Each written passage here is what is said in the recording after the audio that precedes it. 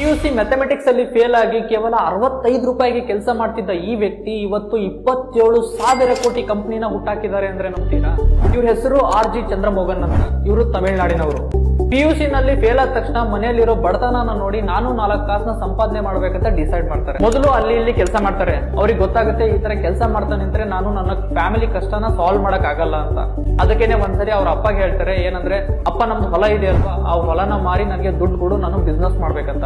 So ಅವರಪ್ಪ ಆ ಟೈಮಲ್ಲಿ ಆ ಹೊಲನ ಮಾರಿ ಇವ್ರಿಗೆ 13,000 ಕೊಡ್ತಾರೆ.